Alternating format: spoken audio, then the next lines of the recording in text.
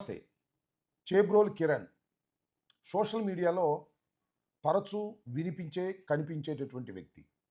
ఆంధ్రప్రదేశ్‌లో బ్రహ్మాండంగా బూతులు తిట్టగలిగినటువంటి సమర్థుడు ఇతను అనేది ఏ విధమైన సందేహం లేదు. ఈ రాష్ట్రంలో సుమారుగా ఒక 7, 8 మంది పచ్చి బూతులు మాట్లాడుతూ ఉంటారు. వాళ్ళల్లో అగ్రగణ్యుడు ఈ చేబ్రోలు కిరణ్.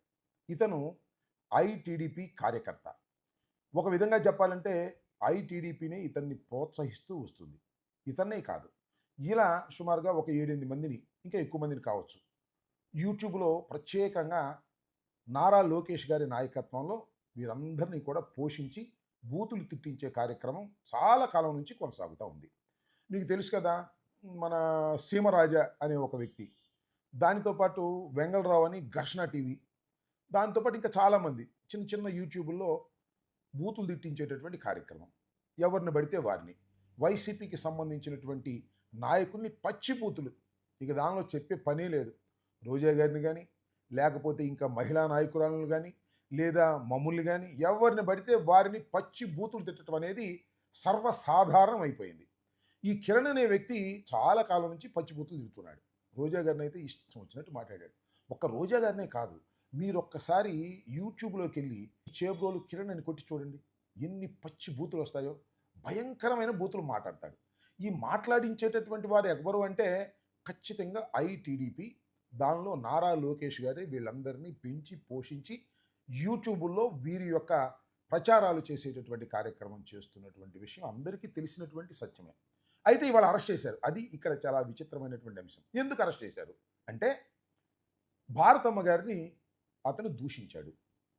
ఎలా దూషించాడంటే భయంకరంగా దూషించాడు. ఇదేం కొత్త కాదు సుమా అతనికి. భారతమ్మ గారిని దూషించటం ఇవాళ ఈ సందర్భంలో కొత్తేమో కానీ అనేక సందర్భాల్లో భారతమ్మ గారిని దూషించారు. జగన్మోహన్ రెడ్డి గారు మొన్న రాప్తాడు వెళ్ళి అక్కడ తప్పు చేసినటువంటి పోలీసుల్ని బట్టలు ఊడదీంచి నిలబెడతాను చట్టం ముందు అన్నదాన్ని పట్టుకొని ఎలా మాట్లాడాడో నేను చెప్పడం సమంజసం కాదు. జగన్మోహన్ రెడ్డి గారి గురించి, భారతమ్మ గారి గురించి భయంకరంగా మాట్లాడారు. మాట్లాడిన తర్వాత సోషల్ మీడియాలో అది వైరల్ అయింది. చాలామంది న్యూట్రల్ పీపుల్ కూడా ఏమిటిది ఇంత దారుణంగా మాట్లాడుతున్నారు? ఇతని మీద అసలు యాక్షనే తీసుకోరా? ఇతని మీద కేసులే పెట్టరా?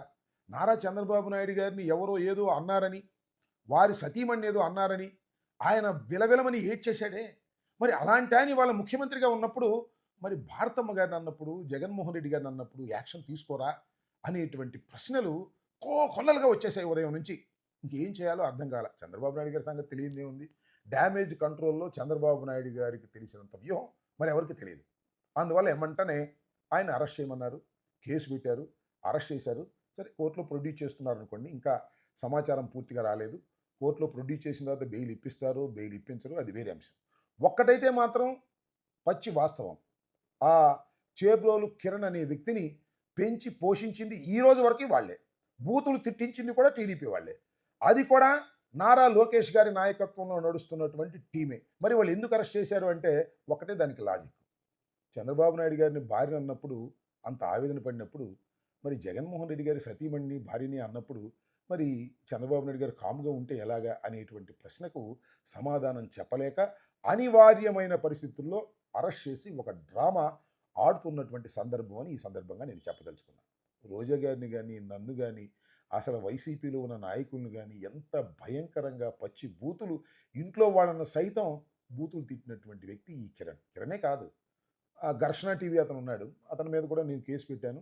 సరే నేను కోర్టుకి వెళ్ళిన తర్వాత అతని మీద కేసు రిజిస్టర్ చేశారు. మరి దాని మీద యాక్షన్ తీసుకుంటారో లేదో నాకు తెలీదు పోలీసు వారు. అదేవిధంగా సీమరాజ అని ఒక ఆయన ఉన్నాడు పాపం. మా కండువాని వేసుకొని ఆయన మాట్లాడతాడు.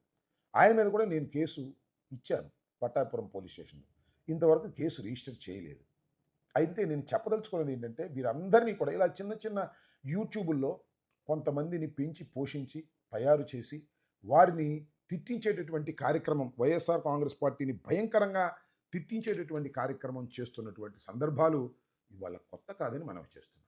అయితే ఇవాళ నారా చంద్రబాబు నాయుడు గారు కొత్తగా ఆయనకి జ్ఞానోదయం అయినట్టు జగన్మోహన్ రెడ్డి గారి సతీమణి అంటే మేము ఒప్పుకుంటామా?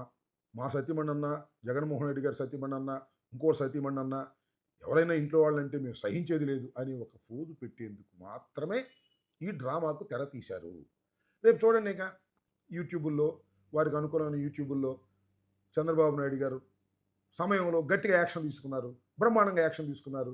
ఇలాంటి వార్తల కోసం మాత్రమే ఆ కిరణ్‌ని అరెస్ట్ చేశారు.